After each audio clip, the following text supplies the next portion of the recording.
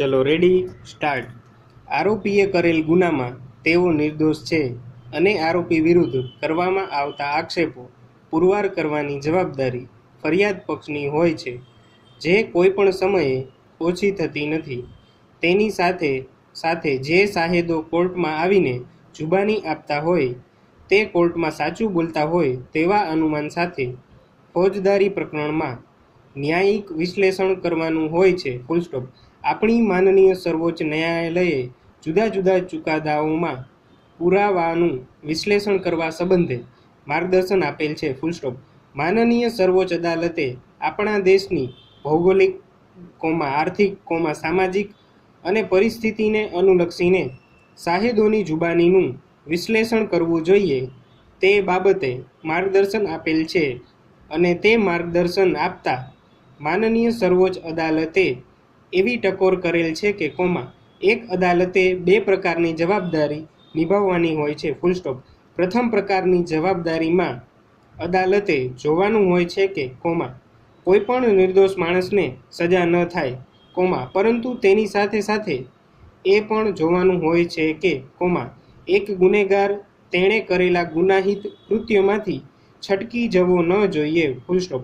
નામદાર સર્વોચ્ચ અદાલતે એવી પણ ટકોર કરેલ છે કે જ્યારે સાહેદ કોર્ટમાં જુબાની આપતા હોય છે ત્યારે તેઓ સામાન્ય રીતે સબળ મનોબળ ધરાવતા હોતા નથી અને કાયદાની આંટીઘૂંટીથી પરિચિત હોતા નથી। Full stop. આવા સંજોગોમાં તેઓ બધી વખતે પોતાની જુબાનીમાં વિરોધાભાસ, અસંગતતા અને અતિરેક પેદા કરતા હોય છે અને તેના કારણે જો ફરિયાદ પક્ષના કેસ ઉપર કોઈ વિપરીત અસર પડતી ન હોય તો તે અસંગતતા, વિસંગતતા અને અતિરેક દરગુજર કરવો જોઈએ। Full stop. પરંતુ આવા અતિરેક કે વિસંગતતાના કારણે ફરિયાદ પક્ષના કેસના મૂળને અસર કરતા હોય તો તેનો લાભ આરોપીને મળવો જોઈએ। Full stop. કાયદાકીય ઉપરોક્ત સ્થિતિને ધ્યાનમાં રાખી હાલના કેસમાં પુરાવાનું મૂલ્યાંકન કરવામાં આવેલ છે। Full stop. પેરા ઉપરોક્ત કાયદાકીય જોગવાઈઓ તથા ફોજદારી ન્યાયશાસ્ત્રના સિદ્ધાંતો ધ્યાને લઈને ફરિયાદ પક્ષે રજૂ કરેલ પુરાવાનું મૂલ્યાંકન કરવાનું રહે છે। Full stop. આ સંદર્ભે ફરિયાદ પક્ષે રજૂ થયેલ પુરાવો જોઈએ તો આ કામે સહ આરોપી સલીમ ઉર્ફે પાતળિયાના ઘરે રેડ પાડનાર અને ગુનાની ફરિયાદ આપનાર ફરિયાદ પક્ષના સાહેદ નંબર સલીમ નૂરમામદ સાટીને આ કામમાં આંક 10થી તપાસવામાં આવેલા છે। Full stop. આ સાહેદ કોર્ટ સમક્ષની સોગંદ ઉપરની જુબાનીમાં જણાવે છે કે તેઓ તારીખ 26/2/2013ના રોજ જામનગર એસઓજીમાં પોલીસ કોન્સ્ટેબલ તરીકે ફરજ બજાવતા હતા। Full stop.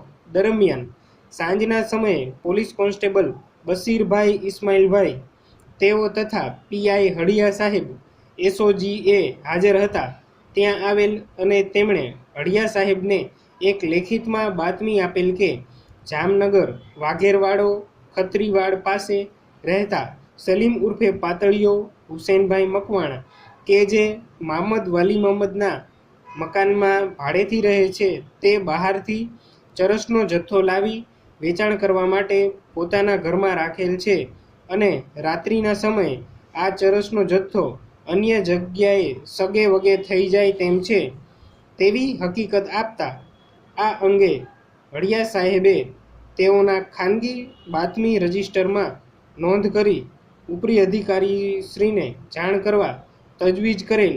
ત્યારબાદ હળિયા સાહેબ 7મા જ્યુડિશિયલ મેજિસ્ટ્રેટ સાહેબ પાસેથી સદરહુ મકાન ઉપર રેડ કરવા માટે એનડીપીએસની કલમ 41 મુજબનું વોરંટ મેળવી આશરે 8:30 વાગ્યે રેડ કરેલ છે। સ્ટોપ।